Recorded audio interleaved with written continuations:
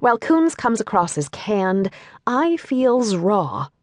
In China, a country where government propaganda rules the airwaves and independent thinking has been crushed for generations, I relishes thinking on his feet and refuses invitations to speak off the record. His belief in freedom of speech means that he is willing to go public with everything that comes out of his mouth as a matter of principle. A performer with an aptitude for improvisation, I enjoys taking risks. London's Turbine Hall is a major test for a living artist. At the heart of Tate Modern, the space is 500 feet long by 75 feet wide and a spectacular 5 stories high. When the building was a power station, the hall housed the electricity generators that lit up most of central London. Now it is a secular cathedral for commissioned works of contemporary art that aim to enlighten in other ways. Artists need great intelligence and ambition to give meaning to a void this size. The content of I's commission was a closely guarded secret until last night's private view. As I approached the installation, I could hear the crunching footfalls of the half-dozen people who had entered the museum ahead of me and who were already treading on the work. I walked out into a rectangular ocean of gray gravel, or was it pebbles? Only when I got to the middle did I reach down to grab a handful of what looked like sunflower seeds.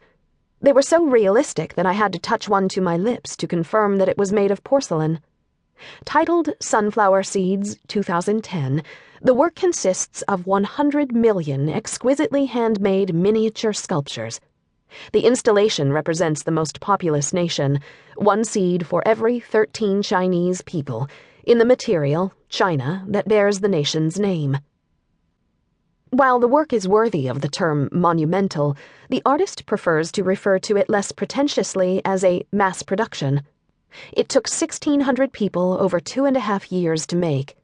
Indeed, I saved a pottery-producing village from unemployment, paid his workers above-average wages, and made a video about the process. Self-conscious about exploitation, the artist drew attention to the toil, making it an explicit theme in the work. I appears with Danish and American documentary filmmakers in tow. They have been following him for months. We head to the cafe where he orders English breakfast tea, and the film people take over a neighboring table. The artist seems to be wearing exactly the same baggy black jacket that he wore in Shanghai. After a few effusive remarks about sunflower seeds and the assertion that I am keen to see him in his Beijing studio, I dive straight into the principal question that drives my research, the one into which I usually coax and cajole my interviewees. What is an artist? I takes a deep breath and then clears his throat. He is a prolific writer and talker. He has posted thousands of blog posts and Twitter messages since 2005. In Chinese, 140 characters is a novella, he says. The artist also gives an average of 3 interviews a day and has probably done at least a dozen Q&A sessions to promote his Turbine Hall show. However, I doesn't have a quick answer for this one. My father was an artist who studied in Paris, he says eventually in English with a heavy Chinese accent. Then he became a poet in jail. I Ching, Weiwei's father, went to Hongqiao Art Academy, then studied art, literature, and philosophy in France.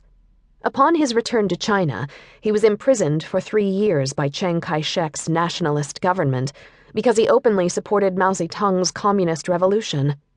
During his incarceration, he didn't have the materials to paint and ended up writing Da Yan River, My Wet Nurse, one of his most famous poems.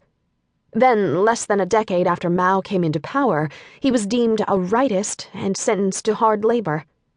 He was exiled in the same year that I was born, explains I, so I grew up seeing him as an enemy of the state. I's father's crime was the loss of his ability to write passionately. They questioned why he was not embracing the people's revolution, explains the artist. He wrote poetry about gardens with only one type of flower. He thought that the garden should have variety, all kinds of ideas and expressions, rather than just a single beauty. During the anti-rightist campaign, which was a precursor to the Cultural Revolution, 500,000 intellectuals disappeared. Anyone with an opinion that diverged even slightly from Communist Party policy was punished. I Ching ended up cleaning the pub. To keep listening to this audiobook for free, Click the link in the description. It will take you to a free Audible trial where you can listen to this and many other books for free for 30 days.